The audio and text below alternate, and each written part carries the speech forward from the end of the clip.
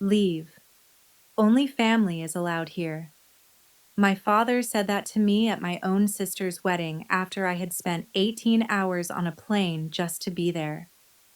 I was standing on a gravel path lined with white roses, my carry-on still in my hand, listening to a string quartet drifting through the doors of a venue I wasn't allowed to enter. My mother stood 2 steps behind him and said nothing. Not my name. Not a single word. 3 days later, she called me about a bill. A $38,000 bill with my name on it for a wedding I wasn't even allowed to attend. What I said next made her go completely silent. My name is Dana Whitman. I'm 34 years old. I work in regulatory compliance consulting based in London. Now let me take you back 4 months earlier to the day I received a wedding invitation I never should have trusted. Growing up in the Whitman household, there were 2 completely different childhoods happening under the same roof. There was Lila's version. The version with homecoming dresses, birthday dinners at real restaurants, and a silver sedan waiting in the driveway on her 16th birthday, paid for by a father who called her his brightest girl, like it was an undisputed fact. And then there was mine. The version where I filled out my own college applications alone at the public library because no one reminded me deadlines were approaching. The version where I learned early that asking for help usually came with a cost, so it was easier not to ask at all. My father, Russell Whitman, ran a small home improvement supply shop on the outskirts of Savannah, Georgia. He talked about it like it was a thriving business, something substantial, something impressive. In reality, it was a worn-down concrete unit with a rusted sign, a leaking roof, and a revolving door of part-time workers who never stayed long. My mother, Elaine, managed the house and kept things peaceful, which mostly meant agreeing with whatever my father said and redirecting any tension somewhere quieter. That somewhere was usually me. Lila was 5 years younger than I was. She was naturally charming, effortlessly likable, and completely certain that the world worked the way it did because it was supposed to work in her favor. I don't say that with bitterness. I say it because it explains everything that came after. She didn't question why things were easier for her, and no one ever asked why they were harder for me. That was simply how things were. Before we continue, take a moment to like and subscribe, but only if this story truly resonates with you. By doing so, you're not just supporting the channel, you're becoming someone who adds real value to this community. Let me know where you're listening from and what time it is there. I always love seeing how far these stories reach. This is a fictional story inspired by real-life experiences, with some elements enhanced by AI to make it more vivid. I hope it leaves a lasting impression and gives you a meaningful, engaging experience. I left home at 18 with a partial scholarship to Georgia State University and a savings account I had built from tutoring and part-time work. Nobody drove me to campus. Nobody helped me carry boxes or set up my room. I didn't expect them to. 7 years ago, at 27, I accepted a position with Holloway and Pierce Advisory in London.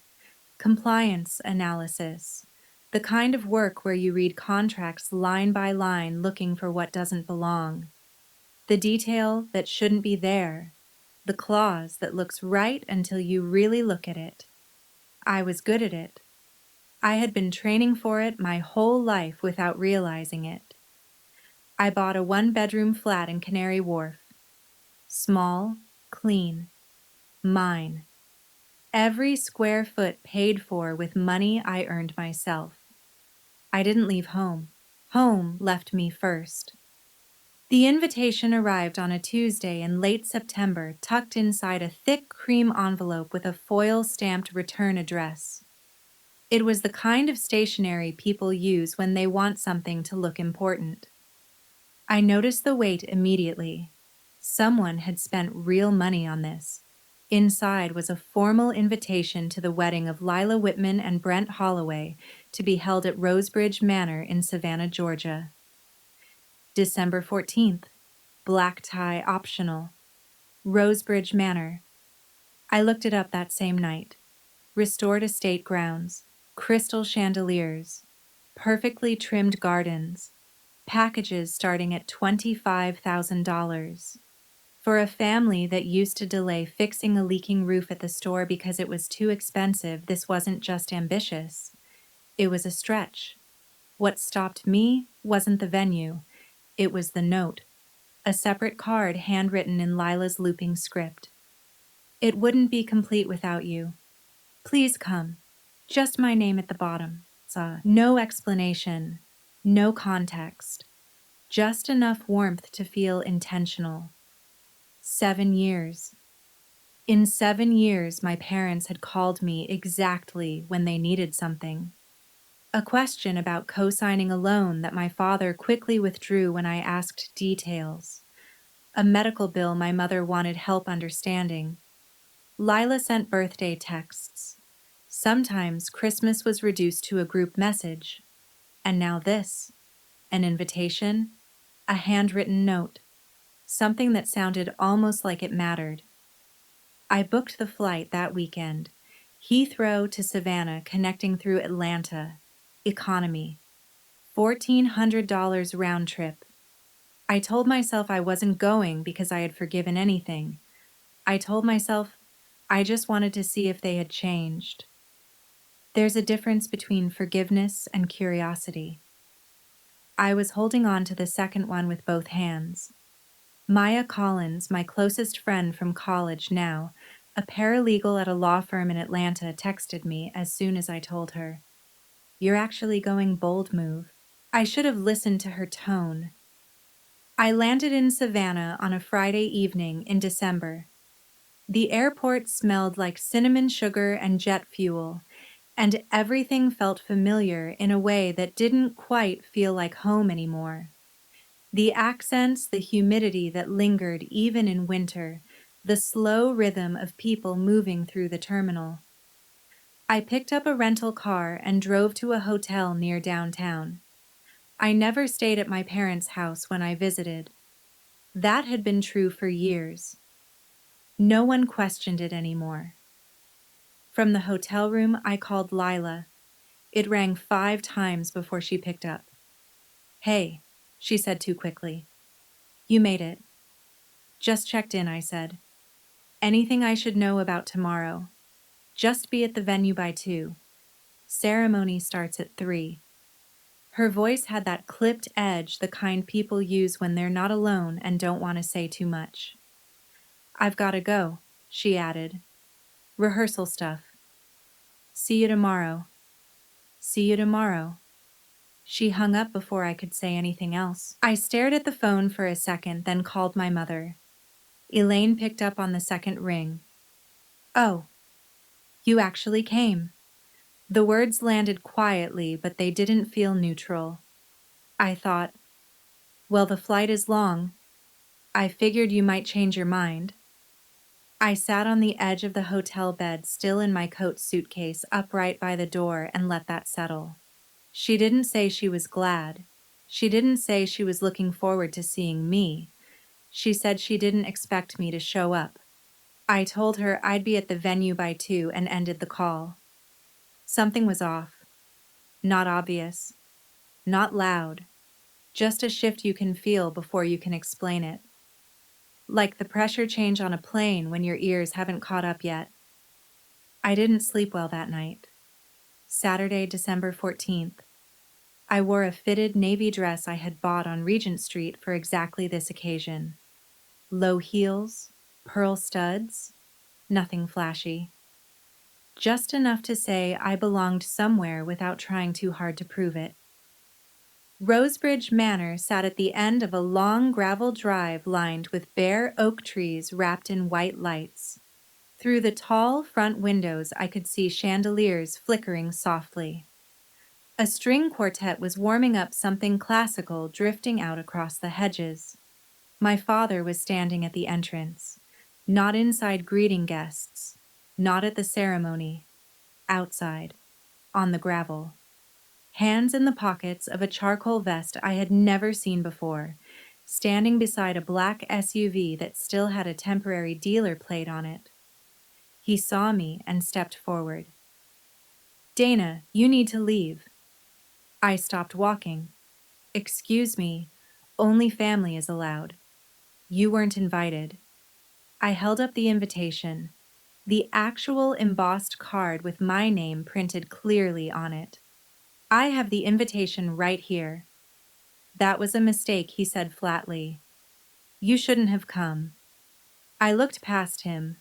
Through the glass doors, I could see Lila in a white designer gown laughing with one of her bridesmaids. My mother stood just inside the entrance in a pale lavender dress watching us through the window. She didn't come outside. She didn't wave. "Dana, don't make a scene," my father said quietly. "The guests are inside. Just walk away." I didn't argue.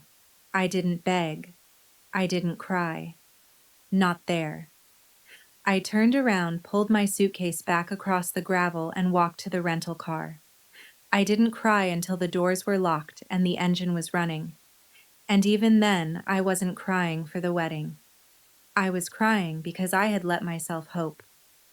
Back at the hotel, I sat on the bed in the same navy dress shoes still on, staring at the muted television for what felt like an hour. The room smelled faintly of carpet cleaner and the lavender sachet I always kept in my carry-on. A completely different world from chandeliers and music drifting through open doors. I called Maya at 8. They did what her voice cut through the phone, instantly sharp and disbelieving. I told her everything, my father stopping me at the entrance, my mother watching from inside, Lila laughing in her dress while I stood outside holding an invitation no one honored. "I want to go home," I said. "I'm rebooking my flight." "Don't." "Not yet." Maya listened to me. "No, you listen to me. Something about this doesn't make sense." I leaned back against the headboard, closing my eyes. "They sent you an invitation. Your sister wrote you a note. You flew halfway across the world and they turned you away at the door. That doesn't just happen for no reason." I wanted to argue. I wanted to say my family was fully capable of cruelty without needing a reason, that sometimes people hurt you simply because they can. But Maya had spent years working in legal offices. She had learned how to hear what wasn't being said. "Give it a few days," she said. "Stay in Savannah.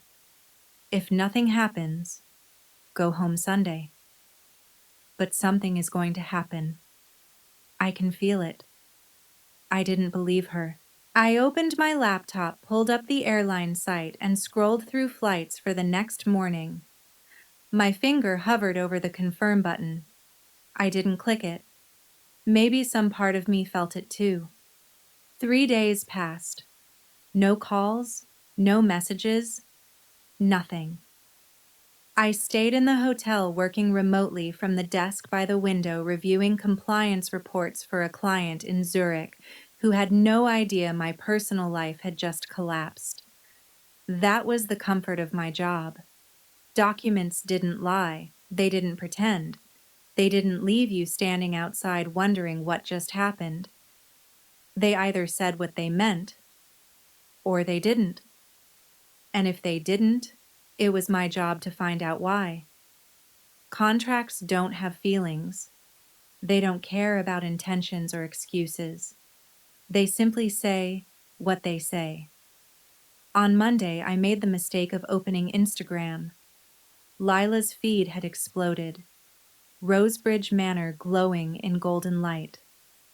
Lila and Brent standing under an arch of white roses. The cake 5 tiers perfectly iced. Expensive enough that I could estimate the cost just by looking at it.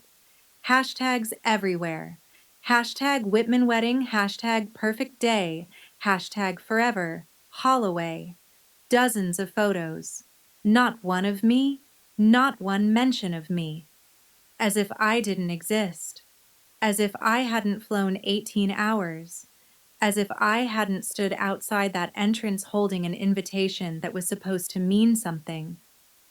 Then I saw my mother's post. Elaine had uploaded a collage. Lila as a baby. Lila at prom. Lila walking down the aisle with my father. And at the bottom, a photo of me and Lila as children, maybe 8 and 3, sitting on the porch in matching dresses. The caption read, "So proud of both my girls." I stared at that word. Both. She had posted that for an audience, for relatives, for neighbors, for anyone watching. She couldn't explain why one daughter wasn't in any of the wedding photos, so she reached back into the past and pulled out evidence that didn't reflect the present anymore. Meanwhile, Lila posted a story. Honeymoon countdown. Bali. Tagged location at a luxury resort. I closed the app, shut the laptop, ate vending machine crackers for dinner. Some performances you can watch. Others, you just survive. Tuesday morning, my phone rang at 9:15. Mom. I almost didn't answer. But there's a rule in my line of work. You don't ignore a call when you don't know what the other side is holding. Dana. Her voice had no warmth in it. No greeting. No hesitation. We need to discuss the bill. What bill? The venue. Rosebridge Manor. The total is $38,000. A pause. Thin. Sharp. How will you pay? I sat up straight. Mom, what are you talking about? I didn't book any venue. You signed the contract. You're the guarantor. Your name is on the agreement. For a second, the room felt like it tilted. I hadn't signed anything. I hadn't been asked to sign anything. I didn't even know there was a contract. I never signed a single document for that wedding. There was movement on the other end of the call. Then my father's voice came on. Hard. Close. Don't play dumb, Dana. Your name is on that contract. You're the guarantor. You owe this family. I owe this family for a wedding you didn't even let me attend. We'll talk about that later. Right now, you need to handle the bill. Dad, I didn't sign anything. Then who did a ghost? I pressed my palm flat against the desk. My heart was racing, but my voice stayed steady. You keep saying contract and my signature. I'm telling you, I have never signed a guarantor agreement for that venue or anything related to this wedding. He hung up. Just like that. I sat there in the hotel room letting the words repeat in my head. Contract. Your signature. Guarantor. I knew exactly what those words meant. I read contracts for a living, and I knew exactly what a forged signature meant under the law. I also knew what questions to ask next. That was the moment something shifted. I stopped being hurt, and I started paying attention. I called Rosebridge Manor at 10:30 that morning. The front desk transferred me to event coordination. A woman named Karen Whitfield answered. Professional. Controlled. The kind of voice that deals with high-pressure situations every day without reacting. Ms. Whitfield, my name is Dana Whitman. I'm calling about the Whitman-Holloway wedding held on December 14th. I understand there is a guarantor agreement associated with that event. Yes, she said. We do have a guarantor on file. And Dana Whitman, that's my name. But I did not sign that document. Silence. The kind that tells you someone just stopped what they were doing. Ms. Whitman, she said slowly, can you repeat that? I kept my voice steady. I'm telling you that I never signed a guarantor agreement for this wedding. I was not asked and I was not present. I would like to request a copy of that document. Another pause. Longer this time, then carefully controlled. Ma'am, if what you're saying is accurate, this would be a serious matter for our legal department. I understand. I can provide identification to verify who I am. I just need the document. She explained the process. A written request. Proof of identity. Their legal team would send a scanned copy within 48 hours. I thanked her, hung up, and drafted the request in under 15 minutes. Attached a scan of my passport. Sent it. Then I called Maya. It's real, I said. There's a contract with my name on it, and I never signed it. She was quiet for exactly 3 seconds. Then she said, Okay, now we work. I had 48 hours before the contract arrived. 48 hours to decide who I was going to be. The calls started the next day.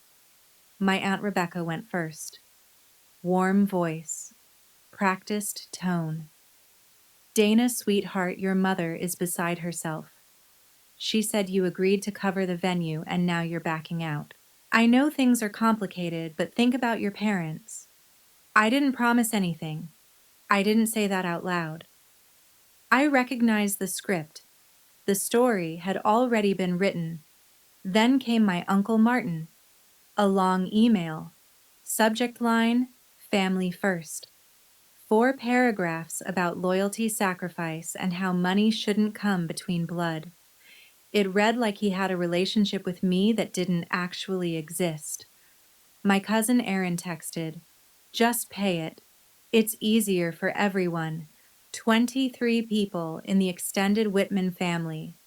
22 of them had been given the same version of events.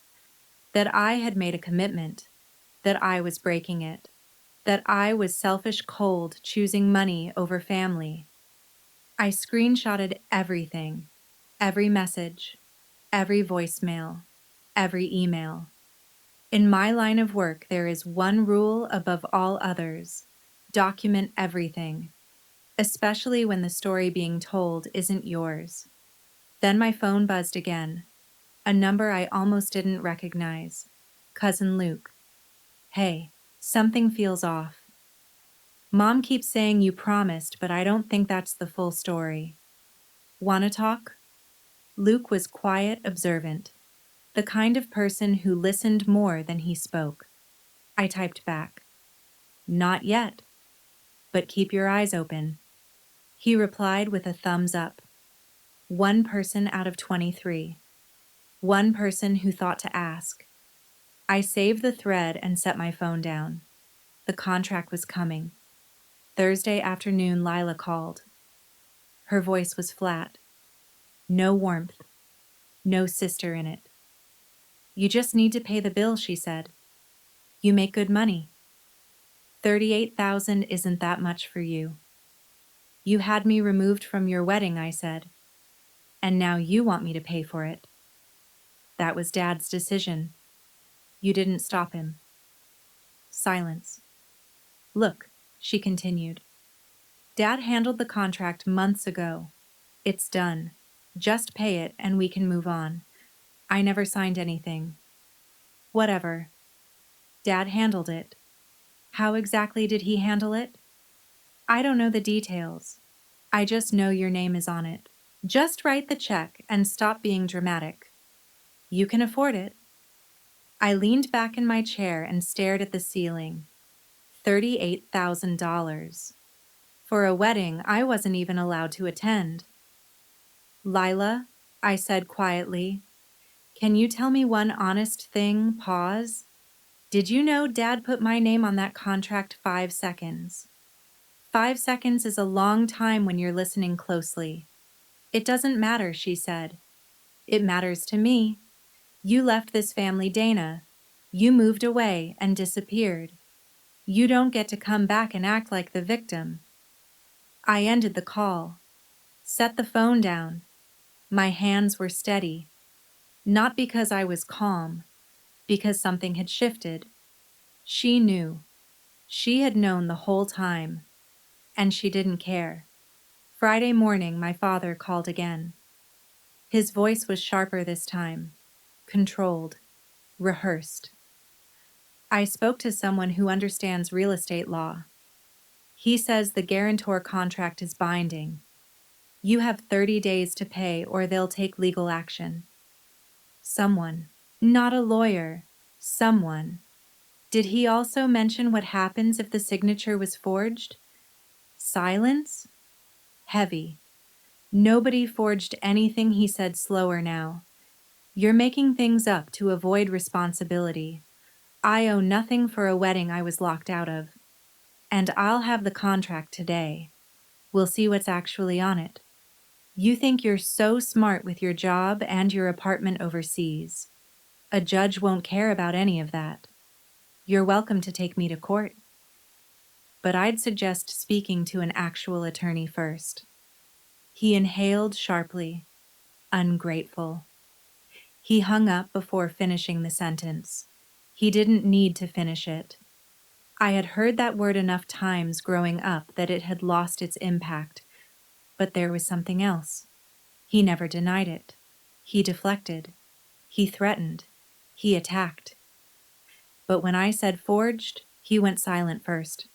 That silence told me everything. Maya texted me around noon. Contract should arrive today. You ready? I looked at my inbox, at the empty space where the email would appear. I had been ready my entire life. I just hadn't known for what. That evening, my mother called again, this time alone, her voice softer, shaking. Dana, I'm begging you. Your father hasn't slept. If the venue takes action, we could lose the house. I sat very still. Mom, you could lose the house because someone forged my name on a contract. Don't use that word, she snapped. We didn't forge anything. We used your information because we had no choice. There it was. Not quite an admission, but close enough. You had a choice, I said. You could have asked me. You would have said no. Yes. And that should have been the end of it. Silence. Then her voice changed again. Cold. You've always been like this. Your sister needed this wedding. Your father and I, we had no options. We had your documents, your information. It was already there. So you took my identity and signed my name. You're our daughter. That's what family does. Family asks. She didn't answer that. And I didn't push. Because I didn't need to anymore. The contract was coming. And when it did, the truth wouldn't need help. Don't use that word, my mother said, her voice tightening instantly. We didn't forge anything. We used your information because we had no choice. There it was, buried inside denial, a confession. No choice. You had a choice, I said. You could have picked up the phone and asked me. You would have said no? Yes. And that should have been the end of it. I could hear the kitchen clock ticking faintly through the phone, the same old clock that had hung above the stove my entire childhood. Then her tone shifted again. Cold. You've always been like this, Dana, even as a child. Your sister needed this wedding. Your father and I, our credit is ruined after the business. The venue required a guarantor. We had your information, your tax records. They were still in your old room. So you took my personal information and signed my name without telling me. We didn't steal anything. You're our daughter. That's what family does. Family asks. You don't understand what we've been through, she snapped. You sit in London in your nice apartment and act like you know everything. I know exactly what you've been through, I said quietly. You just told me. You went through my documents, signed my name on a legal agreement, and then locked me out of the wedding so I wouldn't find out. She started crying. I couldn't tell if it was guilt or frustration. I didn't comfort her. I let the silence sit between us. By Saturday, the pressure started coming from everywhere. My Aunt Rebecca left a voicemail so polished it sounded rehearsed. Think about your parents, sweetheart. Your mother hasn't been well. Is $38,000 really worth your father's health? My Uncle Martin sent another email, shorter this time. Subject line, disappointed. One sentence stood out. We didn't raise you to be this kind of person. We. As if he had ever had anything to do with raising me. Then my cousin Erin accidentally forwarded a message she wasn't supposed to, a group chat, one I had never been part of. She's being impossible. Mom says she won't budge. 22 people, all discussing me, none of them speaking to me. Then my phone buzzed again. Luke, my cousin. Dana. He wrote something feels off. Aunt Elaine keeps saying you promised, but it doesn't sound right. Just heads up. There's a family brunch next Sunday at my mom's house. She's calling it a discussion, but it sounds more like they're planning to pressure you. I read the message twice. A brunch, an audience, a stage. My mother wasn't trying to resolve anything. She was building a courtroom.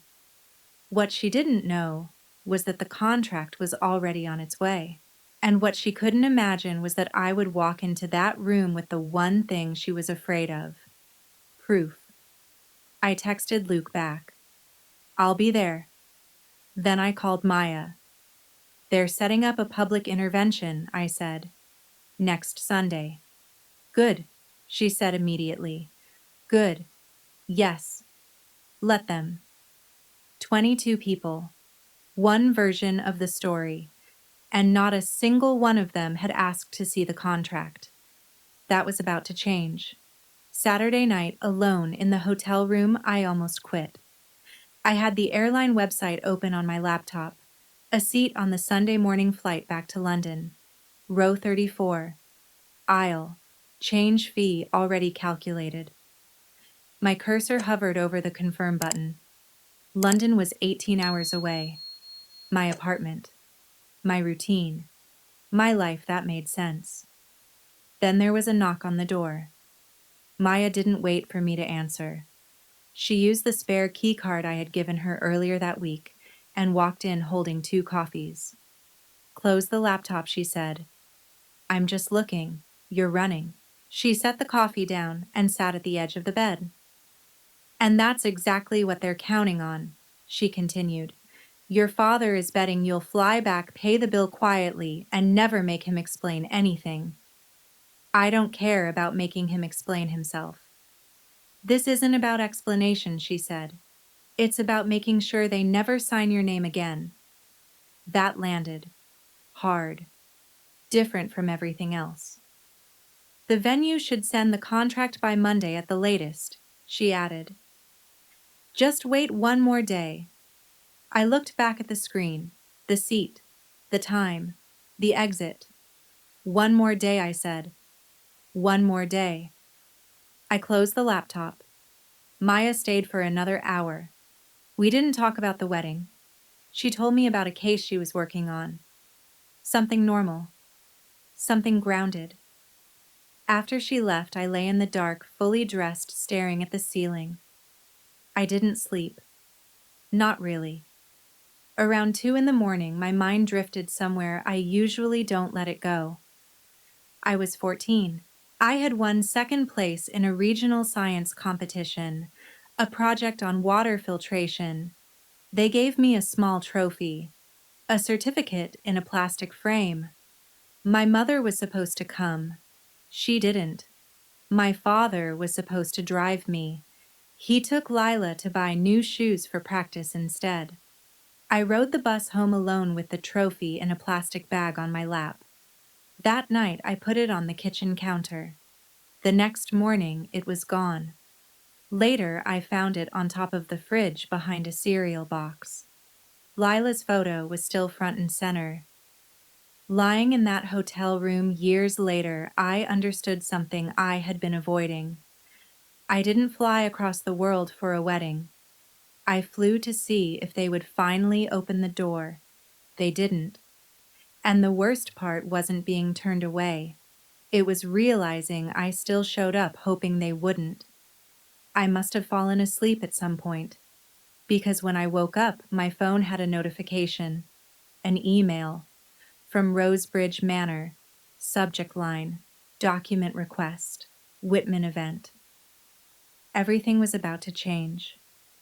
I woke up at 7 with my shoes still on and a dull headache behind my eyes. The coffee Maya had left the night before was cold on the nightstand. My phone had one notification, an email from Rosebridge Manor. Subject line document request, Whitman event. I sat up slowly staring at it. Everything was about to change. Before I could open the attachment, my phone rang. My father, 7:15 on a Sunday morning. Dana. His voice was steady, but it had that controlled edge to it, like someone gripping the wheel too tightly on a road they didn't trust. I hope you've had time to think this through. The venue has been very patient, but they won't wait forever. Funny, I said. You're calling right now. There's nothing funny about this. I spoke to someone again.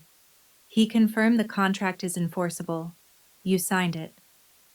End of story. Did your someone also explain what happens if the signature was forged? Silence. Longer this time.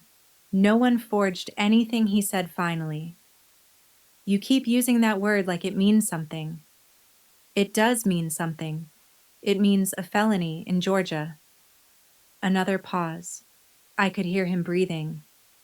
You want to play lawyer, fine, but don't come crying when a judge sees your name on that contract. I won't be crying. I'll be handing over my passport with my actual signature on it. We'll let the handwriting speak for itself. You're unbelievable. After everything I have, the contract, I said. Silence. Complete. The venue emailed it this morning. I haven't opened it yet. I heard him swallow. It was the loudest sound on the line. We'll see whose story holds up, I said. He hung up. No insults, no threats. Just silence, and then the click. I stared at the phone for a second, then turned back to the laptop. I didn't open the file immediately. I needed coffee first. I needed to be steady. While the machine brewed, my phone buzzed again. Luke. He had sent a screenshot, a capture from the family group chat, the one I had never been included in. I zoomed in. My mother's message was at the top. Dana refused to honor her commitment. She's always been selfish. I don't know where we went wrong. My father followed. She makes over $200,000 a year and won't help her own sister. Think about that. Then Lila. I didn't want to say this, but she's always been jealous of me. Even when we were kids.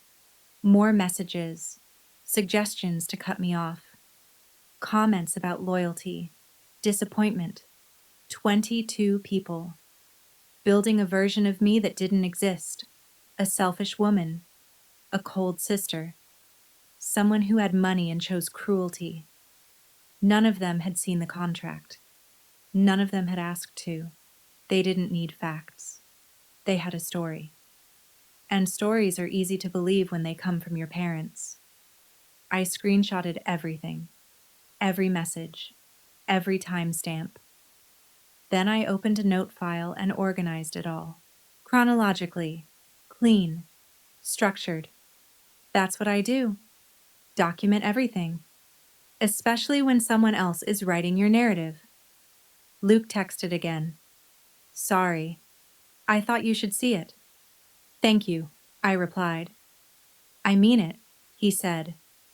Whatever you're planning, I'm on your side. I set the phone down and looked at the laptop. The email was still open. One attachment. PDF. 11 pages. They were busy deciding who I was. They just didn't realize I could read. I opened the file. Page 1. Event details. Rosebridge Manor. December 14th. Whitman Holloway wedding. Total cost $38,000. Page 2. Payment terms 50% deposit upon signing. Remaining balance due within 30 days. Page 3. Guarantor agreement. Clean, formal, official. I, Dana Whitman, hereby guarantee full payment of the remaining balance. And at the bottom, a signature. My name, but not my handwriting. I stared at it. Whoever had signed it had tried. The shape was similar. The flow was close. But it wasn't right. The pressure was wrong. The slant was too sharp. The letters didn't connect the way mine did. It looked like someone had copied it from something, practiced it, gotten close enough to fool someone who didn't know me, but not close enough to fool me. I reached for my passport, opened it. There it was. My real signature, clean, consistent, unmistakable. I placed it next to the screen, compared them. They didn't match. Not even close. That's not my signature, I said out loud. And I can prove it. I called Maya. She picked up immediately. I'm looking at it, I said. How bad? My name. Someone else's handwriting. It's not even close. She exhaled slowly. That's textbook forgery, Dana. Under Georgia law, that contract is void from the beginning. Legally, it never existed. I leaned back in the chair. The room felt different, clearer. They hadn't just lied about me. They had signed my name. Without permission, without hesitation. And now I had proof. I leaned back in the chair. They didn't just lie about me. They became me on paper, in ink, without permission. Maya arrived at the hotel within an hour, laptop under her arm, a legal pad already filled with notes. We sat at the small desk by the window, 2 coffees between us, the contract open on the screen. Here's what we do, she said, uncapping a pen. First, you write a formal letter to the venue's legal department. You state clearly that you did not sign the guarantor agreement. You state that the signature is not yours. Then you request a verification process. And attach my passport, I said. Exactly. Your real signature for comparison. She nodded, then continued. We also include a short statement of facts. You were not present when the document was signed. You were never informed about it. And you did not authorize anyone to sign on your behalf. I drafted the letter in 20 minutes. Maya read it twice, adjusted 2 sentences, and added a final line, requesting that the original document be preserved for forensic review. What happens when they confirm it's forged? I asked. The full $38,000 goes back to the actual contracting parties, she said. Your parents, Lila. And if the venue reports it? Maya looked at me carefully. Forgery is a felony in Georgia, but whether they pursue it is their decision, not yours. You're not accusing anyone. You're just stating the truth. I nodded. I don't want to press charges. You don't have to, she said. You just have to tell the truth. I sent the letter with all supporting documents at 2:14 p.m. certified email. Read receipt requested. Then I leaned back and stared at the ceiling. Now what? Now we wait, Maya said. And we prepare for that brunch. She smiled. I didn't, but I didn't book that flight home either. Tuesday afternoon, Luke texted again. Brunch confirmed. Sunday, Aunt Rebecca's house. Noon. Your mom is calling it a family discussion. She says it's to help you see reason. I read the message twice. See reason. Which meant sit me in a room full of people who had already decided I was wrong and apply pressure until I gave in. I texted Maya. They're setting the stage. Sunday. You coming? Yes. You sure they want a public conversation? She replied. They'll get one, just not the version they planned. The plan was simple. I would bring three things: the contract with the forged signature, the letter I had sent to the venue, and my passport open to my real signature. No speeches, no arguments, just documents. Let the paper speak. That's what I do. Lay the facts out and let the room adjust. Luke confirmed the guest list. My parents, Lila and Brent, Aunt Rebecca and Uncle Martin, Cousin Aaron, Luke, a handful of others, about 15 people, 15 people, one forged signature, and a family that had already decided who I was without ever asking me. My mother had planned this carefully. She arranged the room, controlled the narrative, prepared the audience. She thought she was setting a trap. What she didn't realize was she was building a stage. I ordered another coffee and opened the contract again. Every page, every clause, every letter of my name written by someone else. My name. No one signs it but me. Thursday morning, the venue's legal department replied. The email was short, professional, direct. Dear Ms. Whitman, we have received your claim regarding the guarantor agreement associated with the Whitman-Holloway event. Upon preliminary review, we are initiating a signature verification process. During this investigation, all collection activity directed at you has been suspended. We will notify all parties once the process is complete. I read it 3 times. Then I forwarded it to Maya. They wouldn't suspend collection unless they saw something off, she said when she called. This is real. They believe you. 2 hours later, another email came in. Not from legal. From Karen Whitfield, the event coordinator. Subject line, FYI, Ms. Whitman. I shouldn't be sharing this, but I've been thinking about it since your call. I was the one who processed the original guarantor paperwork. I read the message carefully. The person who submitted the signed form was an older gentleman. He came to the front desk and signed the document in person. I remember because he seemed rushed. I stared at the screen. An older man, standing at a counter, signing my name, like it belonged to him. An older man standing at a front desk signing a form with someone else's name. My father. Russell Whitman walked into that venue, picked up a pen, and wrote my name as if it belonged to him, as if I belonged to him. I saved both emails, printed everything at the hotel business center, the contract, the legal response, Karen Whitfield's statement, my passport page, 4 documents. Clean, organized, undeniable. I placed them into a folder and zipped it into my bag. Sunday was 3 days away. The stage was set. All that was left was showing up. Sunday morning, I got dressed carefully. White blouse, navy blazer, dark trousers, low heels. Nothing emotional, nothing reactive. The kind of outfit you wear when you're not there to argue. You're there to present facts. The folder sat on the desk. I checked it one last time. Every page, every line, everything clear.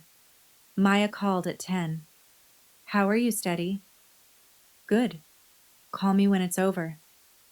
I drove to my Aunt Rebecca's house, a brick home in a quiet neighborhood-wide porch cars already lining the street.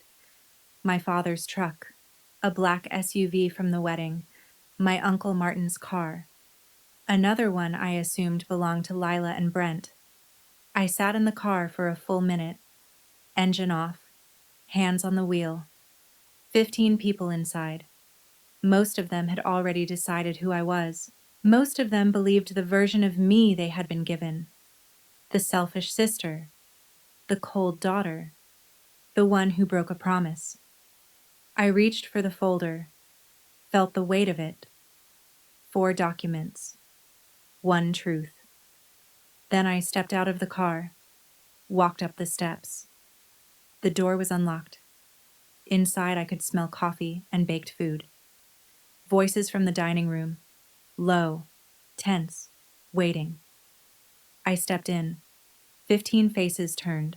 My father saw me first. His jaw tightened. My mother smiled, but it didn't reach her eyes. Lila looked down at the table. There was no seat for me. Luke stood up immediately and pulled a chair from the kitchen. I sat. I didn't say anything. I let them begin. My father stood at the head of the table, one hand resting near his plate like he was about to lead a meeting. "I want to thank everyone for coming," he said. "We're here because of a difficult situation." He spoke calmly, controlled, like this was something he owned. Dana made a commitment to help with Lila's wedding. She signed a contract with the venue, and now she's refusing to honor it. Heads nodded around the table. My Aunt Rebecca folded her hands. My Uncle Martin crossed his arms. They had already chosen their side. My mother spoke next, dabbing at her eyes. "We didn't want this to become public. We always handle things privately. But Dana has left us no choice. It was practiced. Every word. My father, the wronged provider. My mother, the emotional victim. Then Lila, sitting beside Brent, her voice soft. I just wanted my sister at my wedding. I invited her. I wrote her a note. And now she's turned this into a fight about money." Brent hadn't said anything yet. He just watched. My father turned to me. "Dana, this is your chance to do the right thing in front of your family." I stayed silent. I let them finish. Every sentence, every accusation, every performance. Let them build it completely. They would need it. Then the others joined in. Uncle Martin first. "You've always been the responsible one. Just handle it." Aunt Rebecca followed. "Your parents could lose their home. Is that really what you want?" Cousin Erin barely looked up from her phone. "You make good money.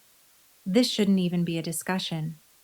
Each voice landed like a verdict, not questions, decisions. I watched Brent. He leaned back slightly, looking between my parents and Lila, confused, uncertain, like he was hearing a version of events that didn't quite line up. He leaned toward Lila and whispered, "What contract?" She touched his arm. "I'll explain later." He didn't look convinced. My father turned back to me, confident now. "See, everyone understands. You made a commitment. We have the contract. You signed it." Aunt Rebecca leaned forward. "Just say yes, Dana. Pay it and we can move on." The room went quiet. Waiting. 15 people. 14 expecting me to give in. 1 watching. I lifted my eyes, and finally I spoke. "I've been listening. Now it's my turn." 15 faces. 14 of them waiting for me to give in. 1 Luke sitting at the corner of the table watching quietly. Focused. Like he already knew what was coming. My father spread his hand slightly. She can't even defend herself. She knows she signed it. I looked at him, held his gaze. 1 second, 2, 3. Then I stood up. The chair scraped against the floor. The room went completely silent. "I've been listening," I said calmly. "Now it's my turn."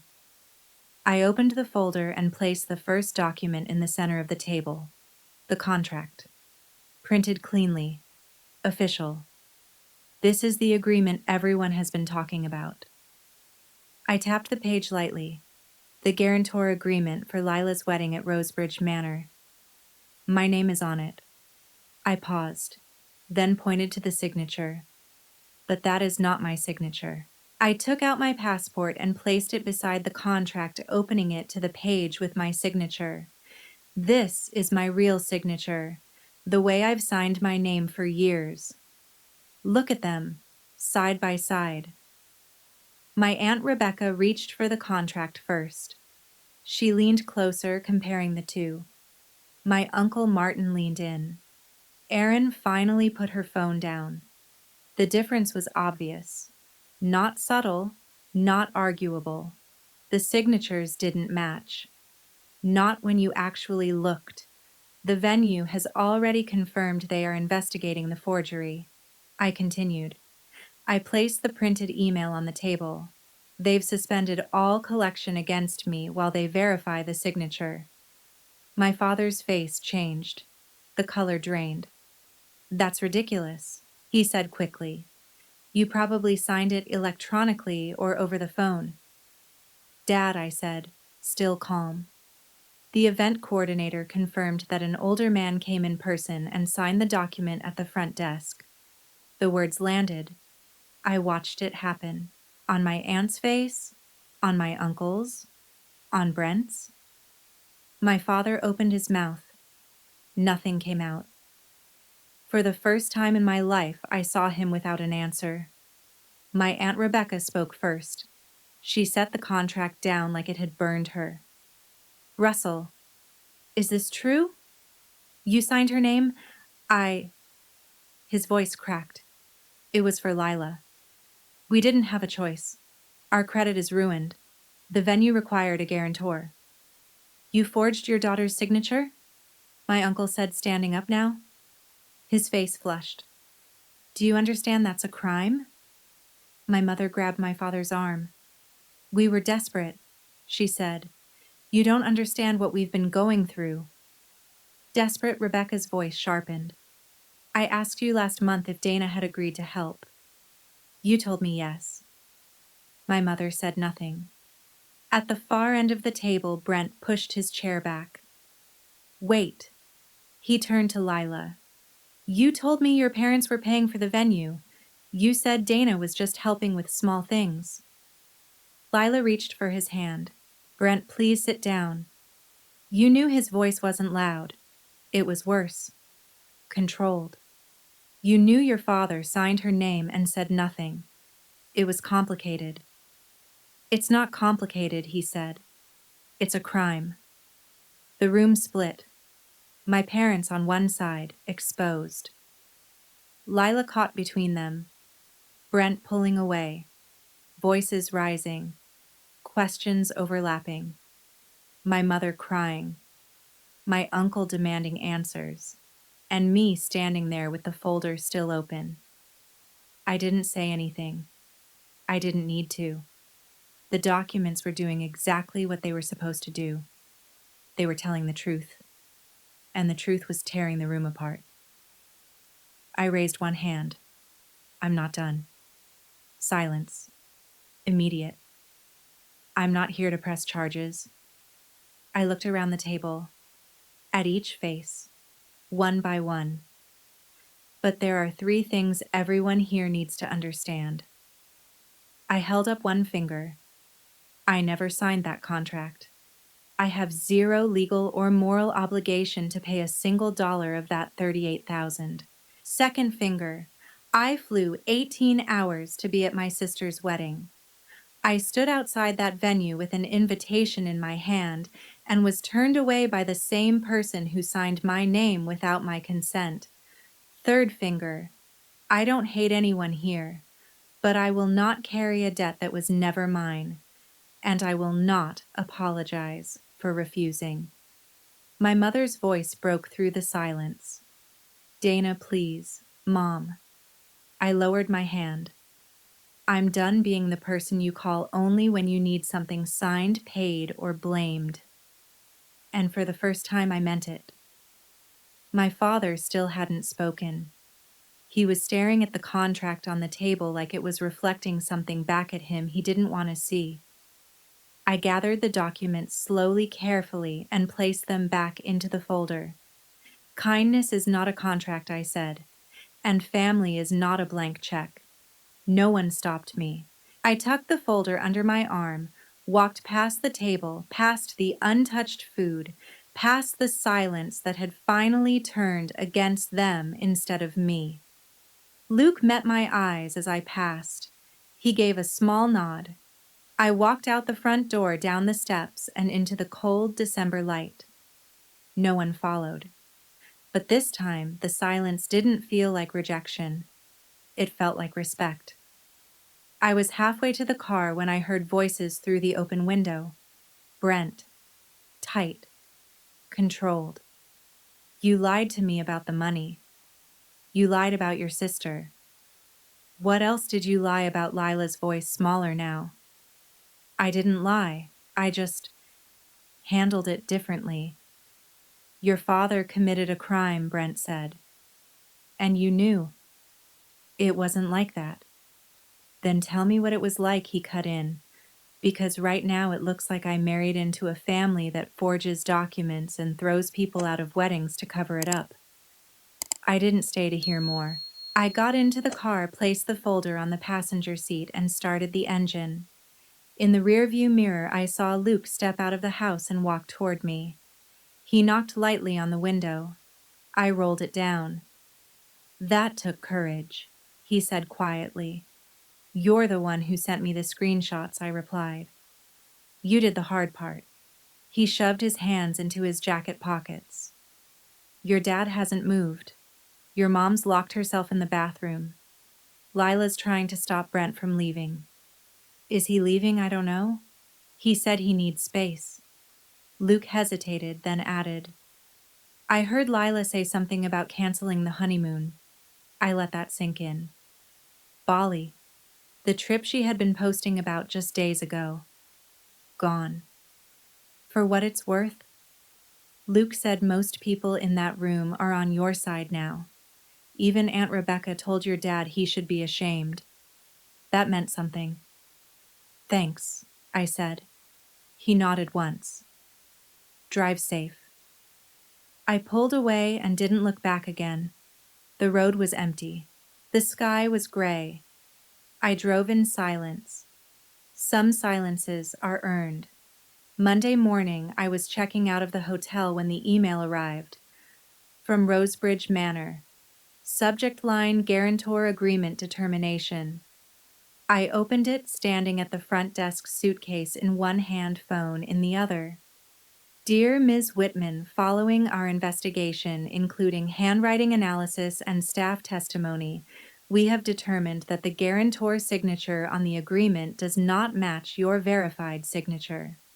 The agreement is therefore void in its entirety. All financial responsibility for the outstanding balance of $38,000 reverts to the primary contracting parties, Russell Whitman and Elaine Whitman. Voided. Completely.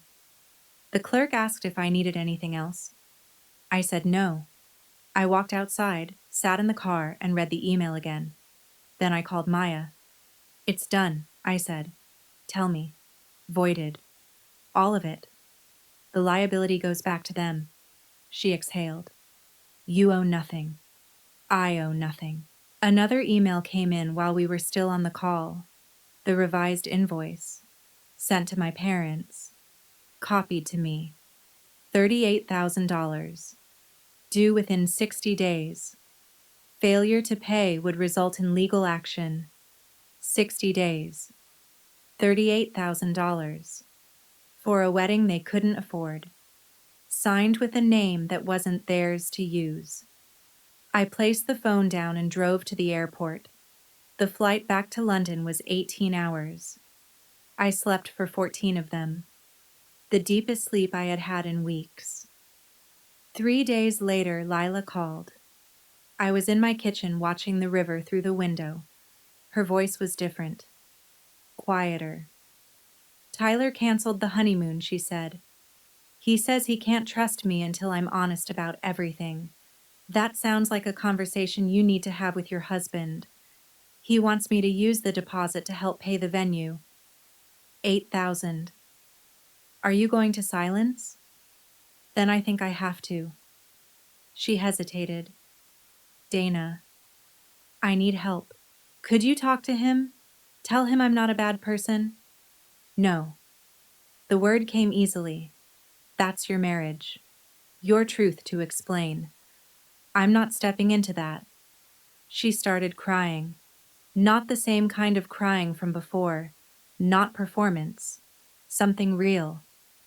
I was wrong, she said. I know I was wrong. Knowing isn't the same as fixing it. Then how do I fix it? You start with the truth. With him. With yourself. And you stop treating other people's names like something you're entitled to use. The call ended shortly after. No resolution, no forgiveness, just distance and honesty. I stood by the window holding a cup of tea, watching the river move slowly under the gray sky. Some things don't resolve quickly. Some things shouldn't. Later that week, my father called. His voice was different, flat. The venue is threatening legal action, he said. I'm going to have to sell the truck. Maybe some of the equipment from the store. You put yourself in this position. I know. 2 words. No excuses. No anger. Just the truth he couldn't avoid anymore. I know, my father said again. Just that. I know. Then he went quiet for a second, like he was reaching for a version of himself that no longer worked. I didn't think, he said finally. I thought you'd just pay. I thought that's what you do. I thought because you had the money you would cover it and not ask questions. I stood by the window in my flat looking out at the lights along Canary Wharf. Across the river, a crane blinked red in the dark. Yes, I said, because that's what I've always done. Handled things quietly. Gone back to London. Not made a scene. Yes. There was a long pause. Then he said, there's something else. I didn't answer. The venue was just the big one. I also signed your name on the rental agreement for the tables and chairs. Another $4,500. I closed my eyes. $42,500 total. In my name. Without a word to me. Dad, I said I'm not going to lecture you. The venue has voided the contract.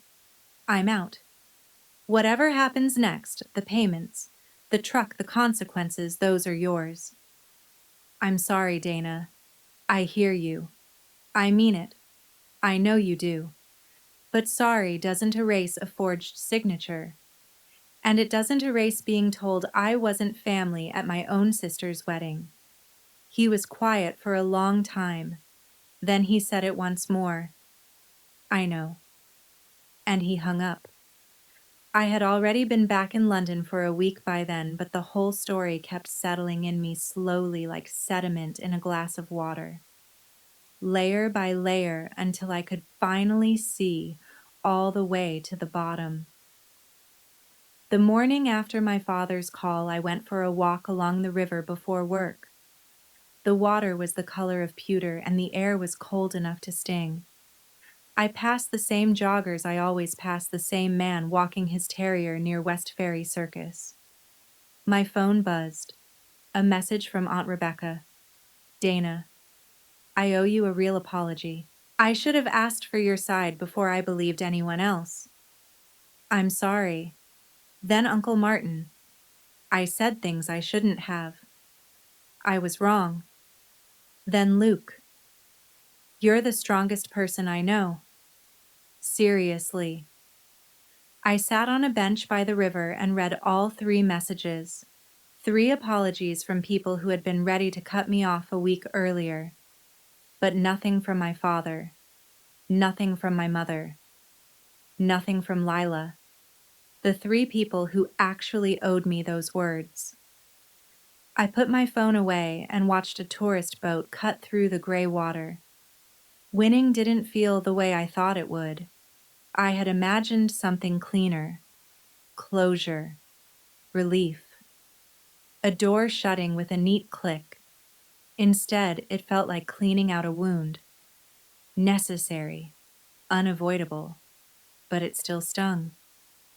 Maya called me that evening. How are you? Honestly, honestly, relieved, sad, tired. All three at once. All three at once, she repeated. That sounds right. Then she told me about a new case at her firm, a contractor dispute. Nothing dramatic. Normal things. Human things. That was what Maya had always done for me. Some people hold you up by being extraordinary. Maya held me up by being steady. 3 months later, life looked different for everyone. My father sold the black SUV he had leased for the wedding. It turned out to be a 36-month lease, another performance he couldn't actually afford. He also liquidated what was left of the home supply business. Between the truck, some equipment, and a small loan from Uncle Martin, he managed to pay $22,000 toward the venue debt. The remaining balance, roughly $20,000, including the table and chair rental, was pushed into a monthly payment plan. $500 a month. My parents' retirement got pushed back by at least 4 years. My mother got a job. For the first time in 30 years, Elaine Whitman was working part-time as a cashier at a grocery store. I heard that from Luke, not from her. Lila and Brent were still together, but the honeymoon was gone. Lila had given up the Bali deposit, $8,000, to help pay the venue debt. They were in couples counseling. Brent's condition for staying. He told her that financial transparency was no longer optional. Every account, every statement, every dollar. Rosebridge Manor chose not to pursue criminal charges. Most businesses don't in cases like this. A payment plan is cheaper and cleaner than a prosecution. My father would not have a criminal record. What he would have was debt, a damaged reputation, and the knowledge that he had been exposed in front of every person whose respect he had spent a lifetime trying to stage. Then in March, a letter arrived at my flat. No return address, but I recognized the handwriting immediately. My mother's. Careful, slanted, controlled. It was only one page. I have no right to ask for anything, but I want you to know that I'm learning what it means to earn a relationship instead of demanding one. I set the letter down on the kitchen table beside my tea. I didn't write back. Not because I was angry, because I wasn't ready. And for the first time in my life, I let that be enough. London kept moving. The river changed with the season. Pewter to slate to something almost green when spring arrived. I went to work. I read contracts. I caught discrepancies that saved clients money they would never know they almost lost. Then I came home to my flat in Canary Wharf, made tea, and stood by the window. But something in me had changed. I started saying yes to things I used to turn down. A colleague's dinner invitation, a weekend trip to Edinburgh with Maya when she visited in April. A long phone call from Luke that covered nothing important and everything that mattered. For years, I had confused self-reliance with isolation. I had built a life that was clean and ordered and entirely mine. And somewhere along the way, mine had started to mean alone. That trip home didn't fix that, but it cracked something open, enough to let light in. In May, I called Lila. It was a short conversation. No mention of the contract. No mention of the venue. No mention of the $38,000. No apologies. No accusations. Just two sisters speaking for the first time without an agenda underneath the words. How's work, she asked. Busy. Good busy. Good busy. How's Brent? We're working on it. Counseling helps. Good. There was a small silence. Then she said, Dana. Yeah, I'm glad you called. That was all. No dramatic reconciliation, no tears, no perfect ending. Just a door left open a few inches. not because anyone had earned their way back through it yet, because I was starting to realize that keeping it nailed shut forever was costing me more than I wanted to admit. Strength is not carrying everyone else's weight. It's knowing which burdens are yours and putting down the ones that aren't. I had finally put mine down, and my hands were free. It's evening in London now. The sky over Canary Wharf is that late spring shade of blue that goes deep at the edges and pale gold where the city lights touch the river. I'm sitting by the window in my flat with a cup of Earl Grey that's gone lukewarm, which is honestly how I like it. Sometimes I still think about that day, the gravel path, the white roses, the string quartet playing through the doors of a venue I wasn't allowed to enter. Leave. Only family is allowed. My father said that to me in front of a door he had already decided to close. And in a way, he was right. Only family was allowed. The problem was that he had forgotten what family actually is. Family is not a performance you stage for an audience. It is not a contract you sign with someone else's hand. It is not a bill you slide across the table and expect someone to pay because they happen to share your blood.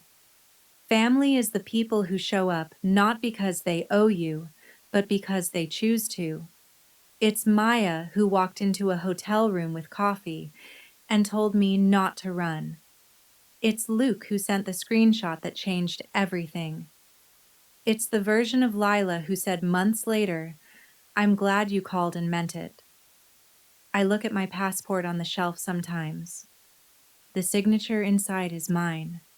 Clean, certain, unforged. My name is Dana Whitman. I'm 34 years old. I work in compliance. I live alone in a flat by the river. And I'm still learning that saying no to what harms you is another way of saying yes to who you are. Nobody signs my name but me. And that is enough. That is finally enough. I learned that being strong isn't about enduring everything in silence, but knowing when to say, "This is not mine to carry." There's a difference between helping and being used, between family and obligation. If you were in my place, would you have stayed quiet or would you have spoken up when the truth mattered most?